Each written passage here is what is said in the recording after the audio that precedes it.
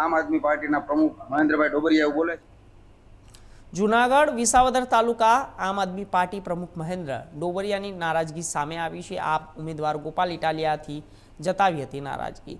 વિસાવદરના સ્થાનિક આપ કાર્યકર્તાઓને ઇગ્નોર કરાઈ રહ્યા હોવાનો આક્ષેપ, સુરત સહિત બહારના આપ કાર્યકર્તાઓને પ્રાધાન્ય અપાઈ રહ્યાના આક્ષેપો છે। પિયાવા ગામે ગઈકાલે સભામાં કાંકરી ચારો કરવાનું ઇટાલિયાએ કહ્યું હોવાના આક્ષેપો સામે આવ્યા છે।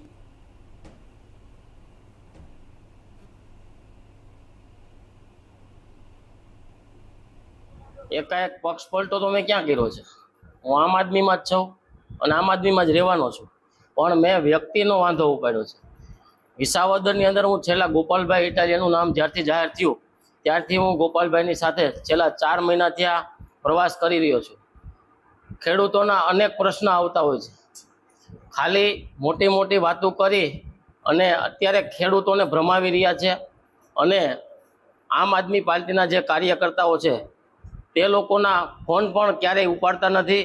ઘણા એવા પ્રશ્નો છે, મેં આમ આદમી પાર્ટીમાંથી રાજીનામું નથી આપ્યું, માત્ર ને માત્ર મેં વ્યક્તિનો વિરોધ કર્યો છે। આવો વિરોધ શા કારણે? વિરોધનું કારણ શું? આવો ક્યાં કામ આવ્યો તો એકાએક તમારે આ કરવું જોઈએ અત્યારે ઇલેક્શન ટાઈમે? અત્યારે વિરોધ એટલા માટે કર્યો છે કે આમ આદમી પાર્ટીના જે કાર્યકર્તાઓ છે, હાલ કોઈ આમ આદમી પાર્ટીના વિસાવદર તાલુકાના કાર્યકર્તાઓ અહીંયા કામ નથી કરી રહ્યા। આમ આદમી સુરત, રાજકોટ, અમદાવાદ, વડોદરા ત્યાંથી આમ આદમી પાર્ટીના કાર્યકર્તાઓ અહીંયા કામ કરવા આવ્યા છે। કાલ સવારે ગોપાલભાઈ જો ચૂંટણી જીતી જશે અને અહીં નાના મોટા ખેડૂતોને કામ પડશે તો કોની પાસે જશે? આ ભાઈ હજી સ્થાનિક હું અહીંયા રહેવાનો છું એવું તો ઘણીવાર કહી રહ્યા છે, પણ રહેવાનું હોય તો ક્યારના રૂમ લઈને અહીંયા આવી ગયા હોય ને, હજી ક્યાંય રહેવા તો આવ્યા નથી। તમને જે મોટી ઓફર કરવાની લોકો નથી કરતા શેની ઉપર? હું પાર્ટીમાં જ છું, પાર્ટીમાં રહેવાનો છું ને પાર્ટી મેં ક્યાં છોડી છે? તમે આ ઇલેક્શનમાં પાર્ટીનું કામ કરશો કે તમે કિરીટ પટેલનું કામ કરશો? હું કોઈનું કામ નહીં કરું, હું જે સત્ય છે એ લોકોને કહીશ। સત્ય કોણ છે તમારી દ્રષ્ટિએ? સત્ય કોણ? સત્ય જે સત્ય હશે એ હું કહીશ।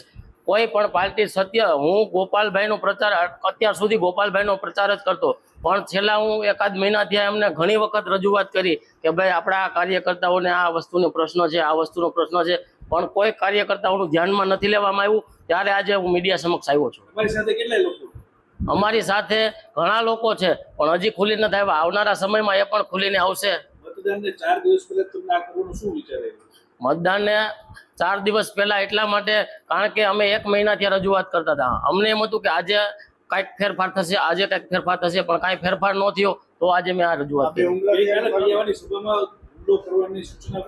હરહંમેશ આની પહેલા અમારે આમ આદમી પાર્ટીના કાર્યકર ભાઈ શ્રી ડૉક્ટરભાઈ હિતેશભાઈ વઘાસિયા જ્યારે પોતાની પ્રેસ કોન્ફરન્સ હતી ત્યારે પણ અમને એવું કીધું હતું કે તમે જાઓ અને માંડવર ખાતે એનો વિરોધ કરો। ગઈકાલે પિયાવામાં પણ ઘણા કહેવામાં આવ્યું હતું કે કાંકરી ચારો કરો, અને આજે કેજરીવાલની સભા છે તો પણ કહેવામાં આવ્યું છે કાંકરી ચારો કરો।